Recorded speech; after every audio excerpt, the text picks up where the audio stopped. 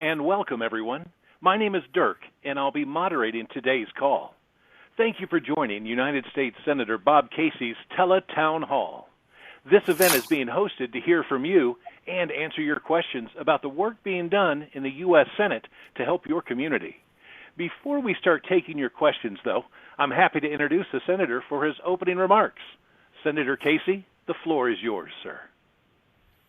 Hey, Dirk, thanks very much, and I want to thank all those who are joining us. I'm grateful you're willing to dedicate a part of your evening to talk about some major challenges and also opportunities that we face as a people. But I can't begin a conversation tonight without noting some of the challenges that you and your families and the communities within which you live or have faced in the midst of this terrible pandemic driven by this terrible virus. We've lost so many Pennsylvanians, so many Americans. It's hard to comprehend that in America we're getting close to 700,000 people having died from this virus, and in Pennsylvania that number is above 29,200. So those numbers are staggering. I know there's still people suffering. The good news is that more and more people are getting vaccinated. We got to keep getting those numbers up because we want to put the pandemic behind us and rebuild our communities and continue to help families. But I'll be talking about a number of initiatives in the Senate tonight. I won't go through all of them now, but the basic description of at least three major initiatives are rescue, jobs, and families. That's just three words to describe a bill that passed, the rescue plan, and then the infrastructure bill, which is about jobs and rebuilding infrastructure. And then the last proposal I'll talk about is the Build Back Better budget plan, which I sometimes shorten to just the word families. But more to talk about there. But thanks for joining us tonight, and look forward to your questions and our discussion. Thank you very much, Senator. And I'd like to take care of some housekeeping information as we get this call going. This call is interactive, and we would love to hear from you. We'll be taking as many questions as we possibly can live during this event. So if you have a question, you can press *3 on your phone keypad at any time. You'll be placed in line to speak with a member of our staff. They'll take down your name and question, and then the next time you hear your name, you will be live on the call and able to ask your question directly. Now, we do receive a lot of questions on our live events, so if we're not able to address your question, please call Senator Casey's Washington, D.C. office at 202-224-6324, or visit online casey.senate.gov. Again, if you have any questions throughout this event, please press *3 on your telephone keypad to enter the question queue. Now, to give everyone time to get into the queue, we have a few pre-submitted questions to start with. So our first question, Senator. American families are stressed, and everything is hard. Child care is expensive. My kids are going to school in a pandemic. I'm caring for my parents because I don't feel safe letting anyone else do so due to COVID. How are you helping working families like mine? Well, Dirk, I'll make reference back to those three initiatives and talk a little bit about some of the issues contained within them.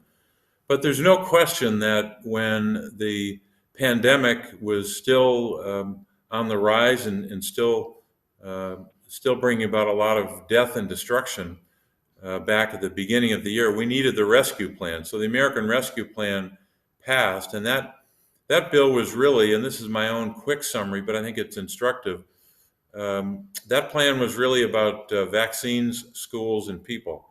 A pretty simple summation, but just to give you the flavor of it, the American Rescue Plan allocated tens of billions of dollars for vaccinations. It allowed the federal government to provide more than $130 billion to open schools safely.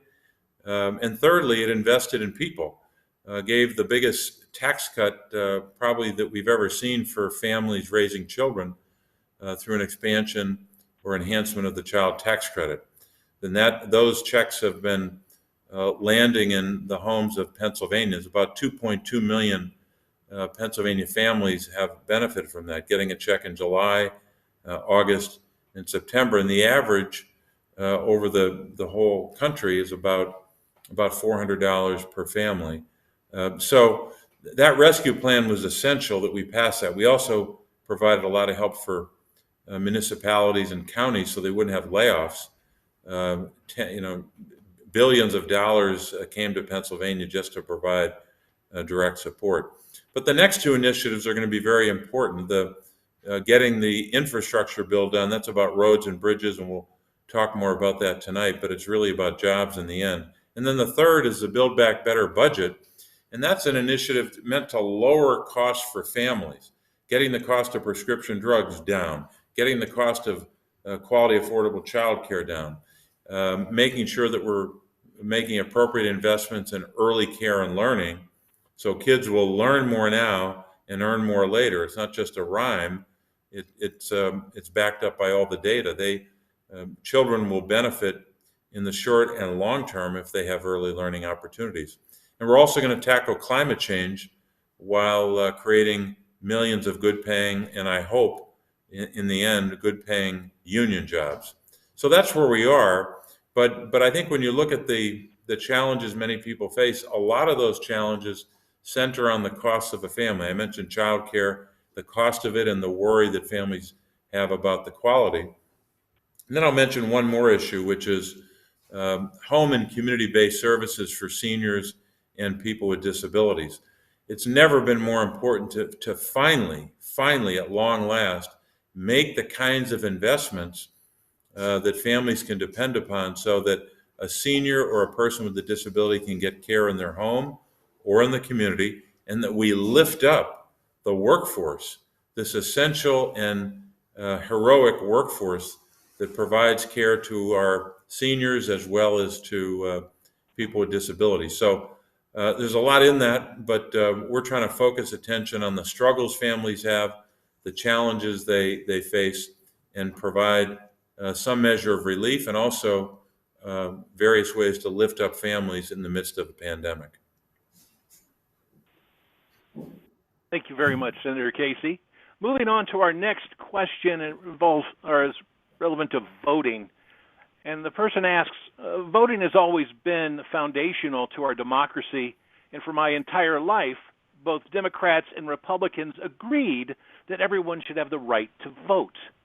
Now that right is under attack as Republicans in Congress and around the country are working hard to deny people, especially people of color, the right to vote.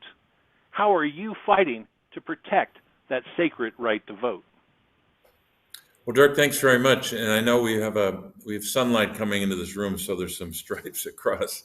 But I didn't change my wardrobe. Just want people to know we'll have the sunbeams under control in a moment. But Dirk, the question of voting rights has never been more important, and I don't think ever been more consequential in the lives of Americans. And that's played out obviously over the last number of months, and even just the last 18 months. We've got to guarantee the right to vote, no matter what.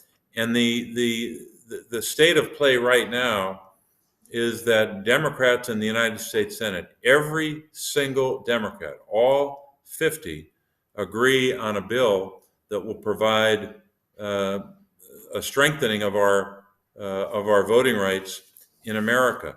Now, here's just some of the highlights of that bill. First of all, we want to ensure voter access in election administration, so that the daily work of the work of the election bureaus across the country will be smooth administration. We want to have automatic voter registration and online voting registration. We want to make sure that we can have uniform early voting across the country. We set a record in Pennsylvania last year in the pandemic because we had early voting, the greatest turnout in Pennsylvania history. We want to do that every year, break a record every year. Same-day voting registration, federal minimum standards on vote by mail and drop boxes, counting of provisional ballots, all kinds of initiatives to ensure access. We also want to ensure election integrity, preventing election subversion, protecting election records and election infrastructure. So many other parts of that. So that just gives you a flavor of it. But the problem we have right now is that you have politicians at the state level and at the federal level who are determined to pass voter suppression legislation. And I believe it's directed at communities of color. There's just some politicians out there that don't like the fact that black voters made it possible in the state of Georgia for 2 Democrats to win. Without the vote of black Georgians, we would not have a majority. I realize some people don't like that. They wanted a Republican majority in the Senate. But we have to make sure that the right to vote is preserved no matter what. This bill will do it. The problem is we can't get any Republican senators to sign up for protection of our right to vote. So I would ask everyone to put as much pressure as you can on Republican members of Congress. Tell them to join our effort to protect the right to vote. But we have a long way to go because 50 votes will not pass this bill. We have to either change or alter the rules of the Senate, or we have to get 10 Republicans to join us. We have a lot of work to do on voting rights. Thank you, Senator. And our next question focuses on jobs. The question is, what are you doing to create jobs and grow income for families like mine? Both my wife and I work hard to keep our family afloat, but I worry that my kids won't have access to family-sustaining jobs when they grow up. Well, I'll try to make a long list and not delay the questions too long. But there's no question that when you have an economic calamity, which is what we've had because of the pandemic, we have been in a very deep hole. The good news is the economy's recovered a lot. The growth rates are up. The unemployment numbers are down, but we're not out of the woods yet. We still have a lot of work to do. That's why the American Rescue Plan was essential.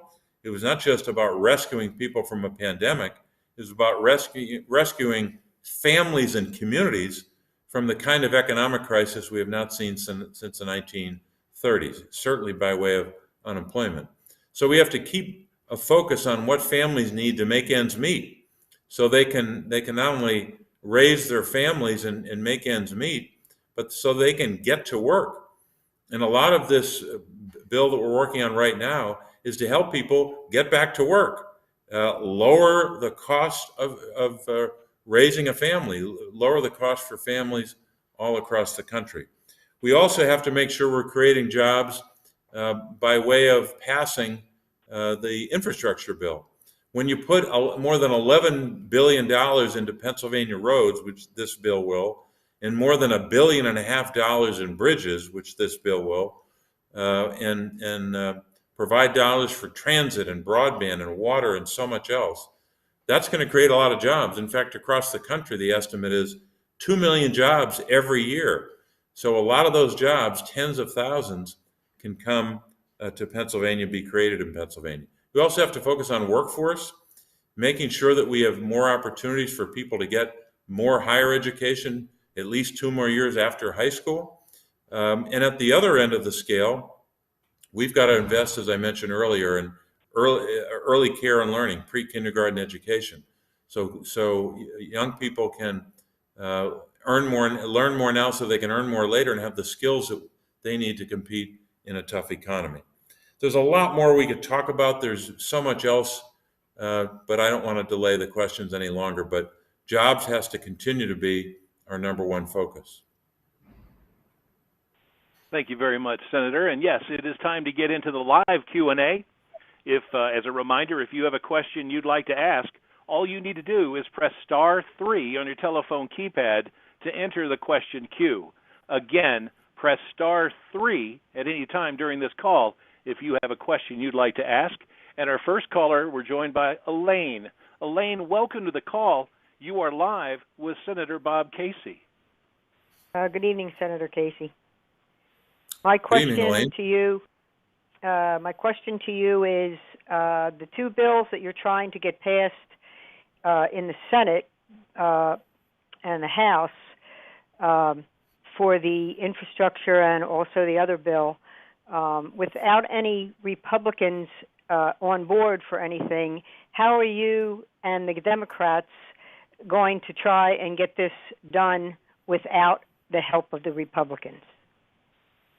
Well, Lane, it's a good question, and at some point tonight I should have brought it up myself, so I'm glad you raised it. I think it's appropriate to say we've been here before. At the outset of our discussion tonight, I talked about three bills: rescue, jobs, and families, or rescue infrastructure and families, you could even say. But the first bill, the rescue plan, was passed by the vote of only Democrats in a so-called reconciliation process in the Senate, a budget process, meaning we could, if it met certain rules, we could pass that bill without having to get 60 votes. So you wouldn't have to reach the 60 vote threshold, so-called filibuster threshold that a lot of other legislation has to reach. So we're able to get the rescue plan done without a single Republican member of the United States Senate. So they didn't vote for any of the vaccination money. They didn't vote for any of the tax cuts for families with children, none of it. And they didn't vote for any of the other provisions to help us open schools safely. The second bill, the infrastructure bill, I mentioned the $11 billion in Pennsylvania for roads and $1.5 billion for bridges and a lot of jobs. That is a bill that got some, and I would argue not enough, Republican support in the Senate. 50 of us plus 19 of them. But it has to get through the House, and I think it will. The third bill is the bill that we're yet to work on, really, or yet to consider, because it's still being written. That goes by various names: reconciliation, build back better budget. I tend to say families, because there are a lot of provisions in it that will help families, and a lot of provisions, obviously, to combat climate change. That bill, just like the first one, the rescue bill, has to be passed through this reconciliation process, because no Senate Republican wants to work with us on this. Just like they rejected completely bill number one, the rescue bill, they're rejecting bill number three, the budget bill, or what I call families. So that's the process. So we've got to get 50 Democrats to agree on the policy, to agree on the revenue levels, and to agree on the pay-fors, because unlike our Republican friends, when they passed a corporate tax bill in December of 2017, we're going to pay for this families or budget bill by offsets, by helping to unrig a tax code which has been rigged for 40 years for very, very wealthy Americans and big corporations. Thanks, Elaine. All right, our next caller is Melissa, who joins us live. Melissa, welcome to the call. Go ahead with your question, please. Hi, I wanted to ask specifically about patients with long COVID and how we're going to ensure that we have the right medical care in place, that those patients can get the support that they need, get the doctors that they need to make the diagnosis that they need, and then get the disability support that they need. Now that there's going to be this large population of patients with this new condition that we've never really treated before. Melissa, thanks for that question. I have to admit that I don't think enough people in Washington are focused on that particular problem. We know it's going to be a result of the pandemic that we're going to have so many Americans that will have long COVID will suffer from the disease long after they recover in the short run. So we're going to have not only strategies to deal directly with those Americans, but one of the most important things we can do is to make sure that more and more Americans have health care, have quality, affordable health care, so they're at least covered. But I think in addition to health care, we're going to have to make sure that we continue to invest in the kind of treatment plans those individuals will need. And we're going to have to continue to invest in medical research. The National Institutes of Health, for example, which the American people have supported with, my goodness, over the last generation, not just tens of billions, but a lot more than that. We got to continue to invest in research so we know how to treat long COVID over time. So there's some of the elements of it, but Melissa, I'm sure you could come up with more. We have a lot of work to do on this issue, and because we're still kind of in the grip or in the throes of this pandemic, we got to make sure that we focus on it. So our next question comes from Gloria, who's on the line with us now. Gloria, welcome to the call. You're live with Senator Casey. What's your question? Hi, yes, I was wondering what Senator Casey's stance was on raising the debt ceiling, and just that for now. Yeah, Gloria, thanks so much for that question. We're getting close now. We're only weeks away from us hitting a point in time when we could be in default, something the United States government has never done in its history. We've never been in default. And that's not a place we ever want to go. So we have to make sure that we take action to avert that. The problem we're having is that despite all the, over many, many years, a lot of hot air that politicians are talking about in Washington about, oh, they don't want to do this, they don't want to do that. Historically, Democrats and Republicans have come together, sometimes at the last minute, but we've come together to make sure that we pay our bills. This is all about spending that has already taken place, spending that has been incurred. It's like saying that you've run up a debt in a store because you purchased a lot of products, and you're just going to walk out and not pay your bill. I mean, no one. Same in a restaurant. No one would do that except someone who wants to be arrested. We don't have a similar remedy here in Washington. We have to make sure that we pay our bills. The problem we're having right now is not a single Republican senator has said that they will vote for this debt ceiling measure that will help us pay our bills. And by the way, most of the debt that's been incurred in this time period, of course, trillions, not billions, trillions of dollars came in the years when there was a Republican president, and part of it came when there was a Republican House and Senate. So we got to pay our bills, and politicians have to act responsibly. And I'm calling on Senate Republicans to act like adults, pay your bill, the bill that you ran up. Moving forward, we've got Christine on the line with us now. Christine, welcome to the call. Go ahead with your question, please. Thank you. Senator Casey, I'm wondering what the Senate is doing to help families that don't have young children, that have children in college, that are suffering from the same economic pressures that families that have young children are suffering from. What is being done there? There is no tax credit for those families. Is there any other help given? Yes. One of the many features of this bill we're working on is to make sure that we're providing not just opportunities to help families with young children, and also to help with big costs like childcare, but also to help with higher education. One of the best things we could do in America, and I hope we can get this can be done in the bill we're working on, I certainly support it, is to double Pell Grants, double the amount of support a family can get to pay for higher education. We also have to make sure that we're investing in more opportunities for families to benefit from community college or 2 years post high school.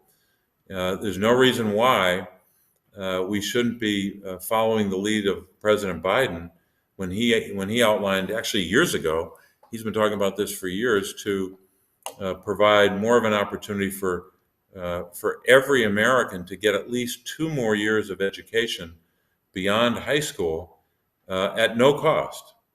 And that makes a lot of sense. Just like years and years ago, I don't know exactly what year it was, but it's more than 100 years ago, where we we expanded our education system and said that we're going to provide public education, which by definition means no cost. It's if you go to a public school. The same should be true of 2 more years of education beyond high school. So helping get the cost of student loans down with the Pell Grant, doubling of that number, and also providing more opportunities. And finally, for student debt, and a lot of families have had to pay very high costs, either student borrowers or the family overall. And we got to help those families.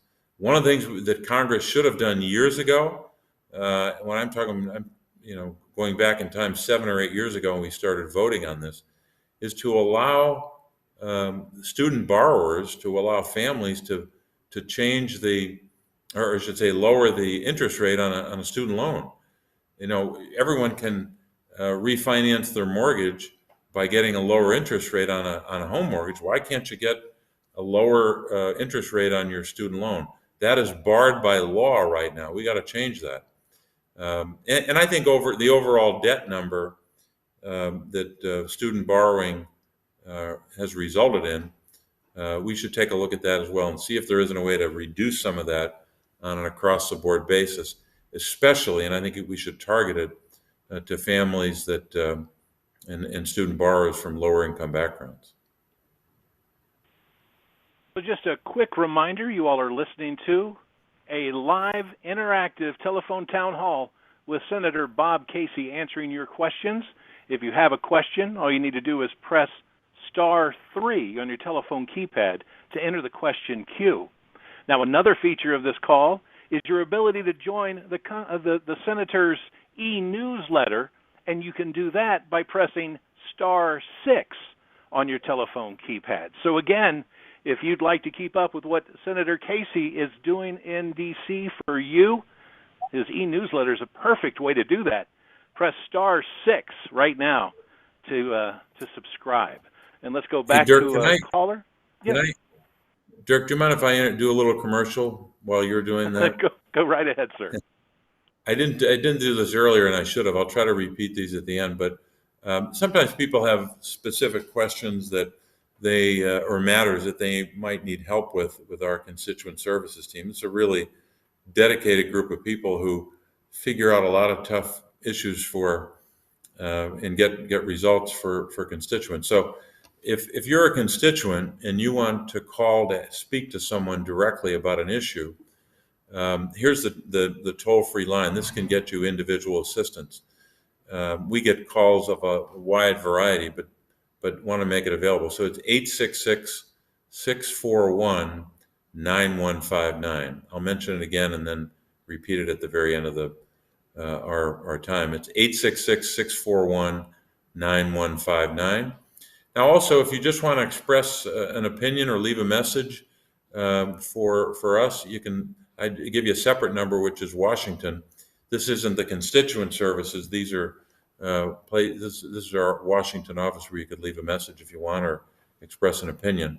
And we get lots of different opinions, as you can imagine. 202-224-6324. 202-224-6324. And of course, you can go to our website at casey.senate.gov. But I'll turn it back over to you, Dirk. Thank you very much, Senator.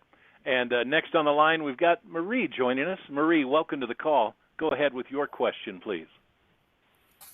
Thank you. Good evening, Senator Casey. I've got a question regarding home care. I operate a home care business, and I go through 5 counties: Chester, Bucks, Philadelphia, Montgomery, and Delaware. Now, the problem that I'm seeing, although we are having a whole lot of home cares that are popping up, because the money that are being paid to the workers isn't sufficient, we can't recruit and sustain good workers to provide quality care of the most basic needs. Like they're highly credentialed nurses, the RNs or whatever, they'll go in and they will get paid so much more when the people that are providing the basic necessities of life, eating, bathing, your activities of daily living. In the waiver, we're getting paid only approximately $20. It's $4.94 per per 15 minutes. And then in the options program through Medicare, they're only paying $18. Then that goes to the agency, and the agency still has to pay them and cover overhead. And the people are not being paid what they're worth. So I was just wondering, is there anything before the Senate? Are we doing anything to increase the rate for the men and women who do home health care, like the home health aides and the certified nursing assistants? Do you know of anything, sir? Yes, Marie, we're trying to help on both fronts. Right now, we have a system in a long-term care system where if an individual qualifies for Medicaid, or even if they don't qualify for Medicaid, if they need long-term care, they can utilize the Medicaid program to receive long-term care in a nursing home setting, or what some might call a congregate care setting. Some people prefer that care, and in a lot of places you can get good care, and that's what they would prefer. Other people, though, would like to have, and when I say people, I mean we're talking about seniors and people with disabilities as the two groups of Americans directly affected by this. A lot of those Americans would like to receive their care and even skilled care in their home or in the community. And right now, unfortunately, because our system is not invested in this kind of care, the home and community-based services type care, because we haven't invested in it, we've got a long waiting list of 820,000 Americans that are on a waiting list. That doesn't even cover the likely millions that aren't even on the waiting list. And the waiting list isn't a couple of days or weeks long. For many people, most of them are on that list for years. So what do we do about it? Well, we can first of all pass this Build Back Better budget bill that I call the Families Bill, because that bill has legislation that I authored and got the support of more than 40 senators for home and community-based services by providing states with an opportunity to have matching Medicaid dollars. So states can set up, if they haven't already, or grow if they have an existing program, and be guaranteed they're going to have the funds to not only get the services up, the number of Americans who get those services, seniors, people with disabilities, we can get millions more people these services, but also get the pay for workers up. That has to go up a lot. We can't expect us to say that we have the best home care in the world, and we have workers who are going to do that job for years, that backbreaking, tough work, heroic work for seniors and people with disabilities. We can't do that if the workers are only paid $12 an hour. In Pennsylvania, it's just about that. It's like $11.99. But in a number of states, it's only $10 or $10.50 an hour, or $11. We've got to get those wages up. And one of the best ways to do that is to have more dollars invested in Medicaid. So I'm trying to get, as part of this larger bill, several $100 billion for this new initiative on home and community-based services.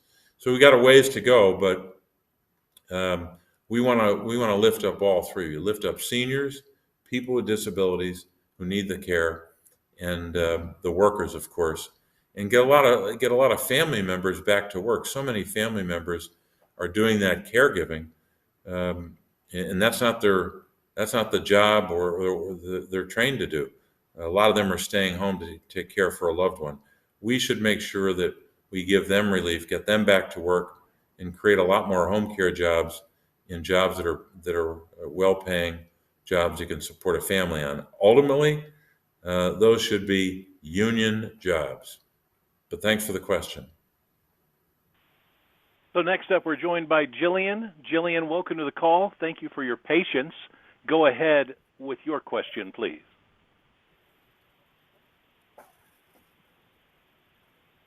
Hello, Good Jillian. evening, Senator. Good evening, Senator. Good evening. Can you hear me?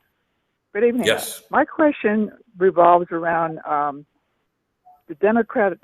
Is Pennsylvania Democrats trying to do a recall in Pennsylvania? And I'm sorry, the Republicans, and if they are, who's paying for that?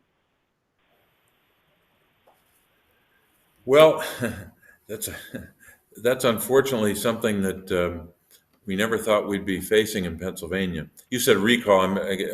I assume you're making reference to the election and all that we saw play out in the state of Arizona, where they went through a process which was based upon a lie, because we know that Joe Biden won the election. But they went through a long process, and as it turned out, in the end, Joe Biden netted more votes than the former president. So that's what happened in Arizona. Now in Pennsylvania, some in the Republican-controlled General Assembly, the state Senate, the state House, they seem to want to imitate that, and now they've even issued subpoenas. Imagining this in Pennsylvania, where they're issuing subpoenas for the personal information of Pennsylvania voters. That is insulting, it's dangerous, and it serves no legitimate purpose. It's just a way to genuflect to this big lie. I think it'll be rejected, as it should, by courts, but it certainly should be rejected by all of us as citizens. The best thing that we can do to make sure that we continue to have free and fair elections is to pass the legislation I talked about earlier, and all the provisions, which I didn't have time to go through all of them, to protect the right to vote, to protect the systems that allow us at a county level to have the infrastructure in place, the resources, that every vote gets counted, and that the will of the people governs, not the will of some politician. Some politicians think that after an election's over, they get to call the election or change the vote. I want to remind them, my Republican politician colleagues out there, that in America, voters decide who's in office. The office holder doesn't decide, voters decide. We need to pass the voter legislation in the United States Senate that I spoke of earlier, and we'll provide information on that if you don't have it. But thanks for the question. So our next caller is Sandra, who joins us on the line. Sandra, welcome. You're live with Senator Casey. What's your question?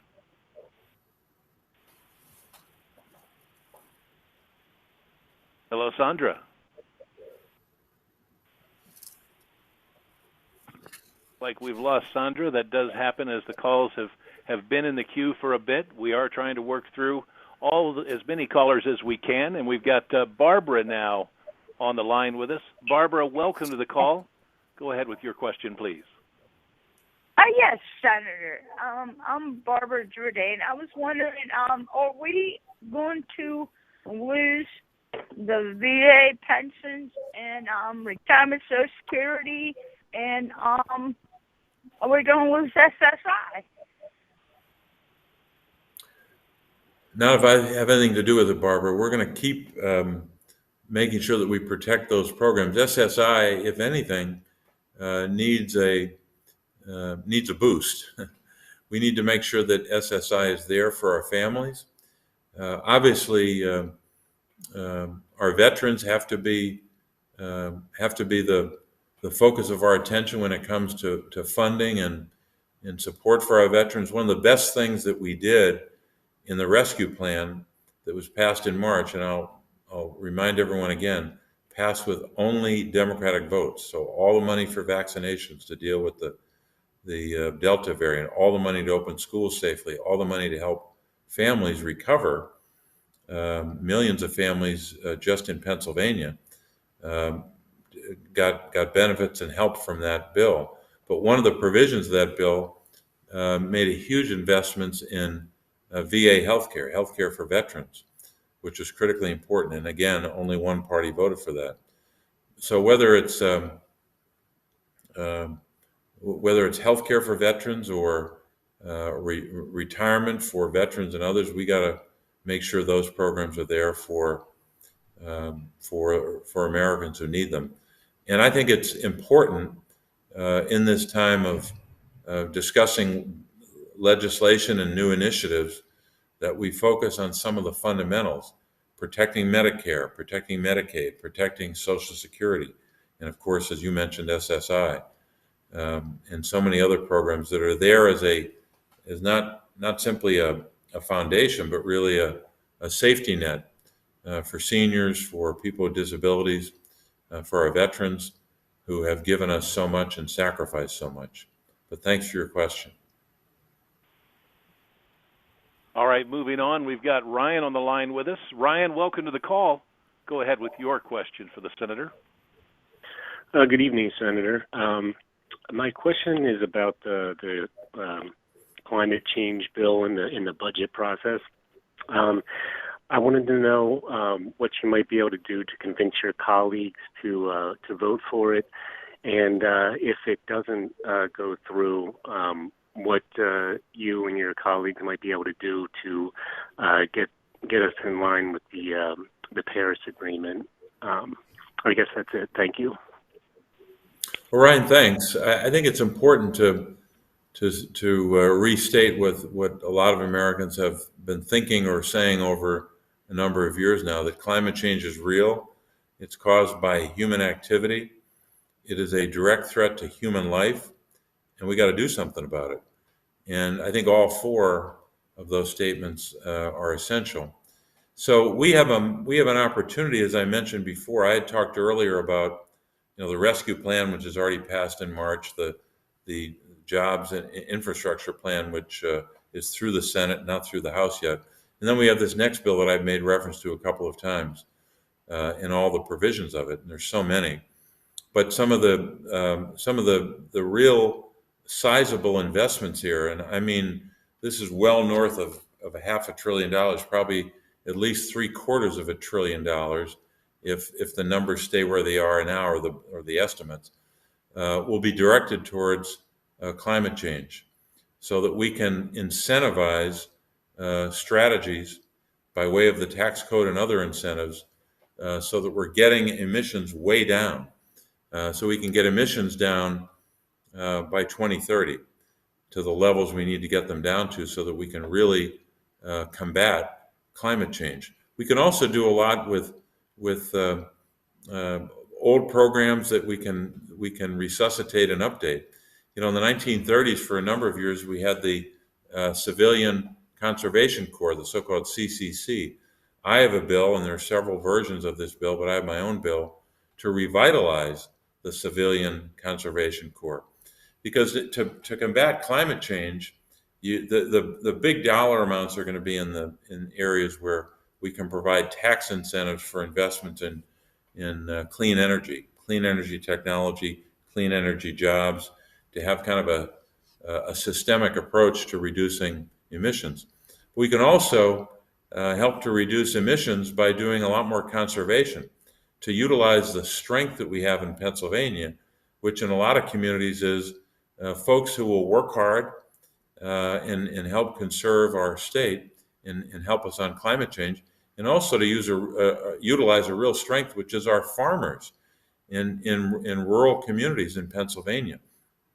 We've got a lot of farms and farm families who are already doing their part to mitigate climate change and push back against it. They could lead the way with a new Civilian Conservation Corps, where you can have the next generation of conservationists, young people, working in locally directed projects, not some Washington plan, but locally directed projects to be part of the effort to combat climate change. So we got to get emissions down. We have a number of vehicles to do that, including the tax code, but we also have to involve every community in this. There's a great 50 years, it just happens to be 50 years ago this year, a constitutional provision in our state's constitution. Article 1, Section 27, the people have a right to clean air, pure water, and to the preservation of the natural, scenic, historic, and aesthetic values of the environment. So we are duty bound. I am as a citizen, but even more so as an elected official, to preserve the natural resources of the Commonwealth. And that's part of what we're trying to do with climate change.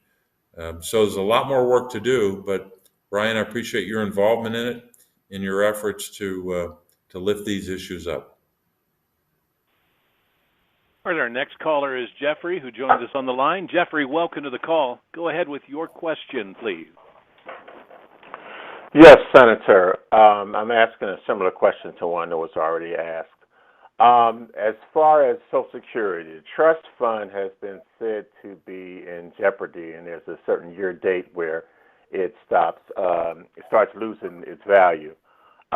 Is there any urgency in Congress to fix this? Is it a simple fix, and that's why nobody's worried, or is it just somewhat negligence?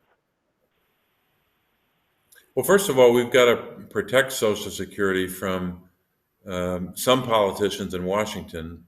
I don't know how many, but there's enough to be a problem, who want to either cut Social Security or, as they proposed way back in 2005, and some have dusted off this goofy idea to allow Social Security resources, dollars, to be put in the stock market. That was a bad idea in 2005. It was a much worse idea when we had a market collapse where people's Social Security money could have been wiped out. But there's still some ideologues who want to do that. What we should do with regard to Social Security is to strengthen it by making sure that we can come together through bipartisan legislation to lift the cap. Now, you could lift the cap in a number of ways. Right now, the cap hovers around, I guess, about $143,000 of income.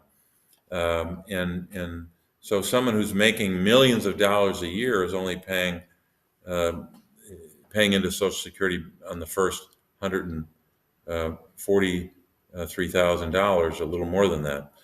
That doesn't make a lot of sense. Now, that doesn't mean you have to have the cap or have everyone just beyond $143,000 covered, but you could derive a lot of revenue and a lot of help if the very wealthy among us were paying more into Social Security. So that's one way to provide more revenue. Another issue is that if our immigration patterns go down, we're not going to have the resources we need for Social Security. So it's important to I think comprehensive immigration reform is part of the reason. Or the reason for that is one of the benefits is to strengthen Social Security, but we also have to make sure that when it comes to Social Security, some people are particularly vulnerable. You've got a high percentage. At last count, I think it's about 20% of people receiving Social Security rely upon it for almost all of their income. So we've got to make sure that particularly vulnerable people in our society, widows, for example, who may have lost their husband and don't have much in the way of resources beyond Social Security, we should provide more help for them and other vulnerable Americans. For too long, we've had these really difficult rules to navigate in Social Security that don't allow people to benefit as they should. So if anything, we need to strengthen Social Security, but part of that is increasing the revenues for it. But as you point out, Washington hasn't tackled this yet, and we need to. Senator, quick look at the clock, and it looks like we have time for only one more question. And that question comes to us from Diane. Diane, welcome to the call. Well, go ahead, please. Thank you. Good evening. I come to you as on the tail end, Senator. I'd like to thank you for what you just said about addressing the needs of widows. I'm a 62-year-old citizen who's worked her entire life, and I lost my husband to a catastrophic illness at the age of 56 in 2013. Shortly thereafter, I myself became disabled by rheumatoid arthritis. One does not expect to find oneself in this situation, and there are many thousands of other women out there like me, and they have children. And you go from being working middle class to your income cut in half with the loss and grief of your husband. And from there, suddenly you find yourself in poverty. And it's been an eye-opening experience for me. And I turn to you, coming to you as one of the vulnerable, and just as your other programs that you are a champion for the 5 base freedoms of children, I was going to ask you to fight for the 5 basic freedoms of widows, the right to decent housing. I'm in a position where I'm fighting to keep my home. And I bring you the problem and a possible partial solution to save maybe many thousands of dollars to the government. There are so many stipulations that limit the ability to earn any money when one becomes disabled. $18,000 is not enough to live a decent life. And if the laws were changed, allowing a person like myself to earn even $5,000 more a year, no questions asked, no limitations, no loss of benefits, period. Just let me earn $5,000 a year, whether it's through a hobby. I'm a gardener. Gee, maybe I could sell things. But change those laws, and we can assist in achieving a decent quality of life, and perhaps those Social Security disability benefit dollars go a little farther from the fund. So to you, then I ask you, are there any particular initiatives that you have that would be saving widows like myself from economic despair? And I guess that's Diane, thank you very much for calling in and for both your observations and your questions, especially for sharing your own personal story. Sometimes that's the only way that we can understand an issue. That's sometimes the only way we can identify with why an issue is so important. When we hear an individual person's story and your willingness to share that helps all of us, and I'm grateful for that. We've got a number of proposals, as I mentioned earlier, in the Senate to provide that kind of support, especially for Americans who face the challenges you face. I can't even imagine losing your husband at such a young age, and also having to deal with both the loss of your husband and likely a big loss of income, and then having rules and constraints around you that prevent you from having a higher income. If it's possible, if there's maybe a way that we can connect with you more directly through our constituent services office, or if you just want to send us an email at kc.senate.gov. But I'll repeat the number again when we're concluding here. But I'll make sure that we do some follow-up if that would be helpful for you. And follow-up can be either answering a question or providing you with information on legislation that's been proposed. But you make a very strong case for why this kind of policy has to be pursued when it comes to people that are in your circumstances. So thanks for sharing your personal story. So as I just mentioned, we're coming to the end of our live event this evening. Everyone, we want to thank you for taking the time to join us for this important Tele-Town Hall with Senator Bob Casey. Senator Casey, I call on you for your closing remarks, sir. Well, Dirk, thanks very much, and you did a great job as usual as our moderator, and I appreciate your work. I want to thank everyone on this call tonight for being part of it, for your willingness to engage. Sometimes the only way we can even begin to take a first step to resolve a problem or to come up with a remedy through the work of government is to have this kind of a discussion, to be made more aware of what families are struggling with, not only in a pandemic, but especially still in the grip of it, and all of the economic challenges that you and your families face. So I'm grateful you're willing to participate.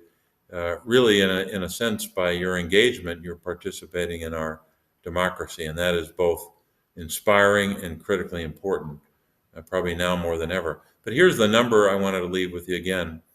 866-641-9159. That's for constituent for matters that a constituent might want to raise with our office. And certainly, again, to make reference to our website, where you could send us information or get in touch with us. That's kc.senate.gov.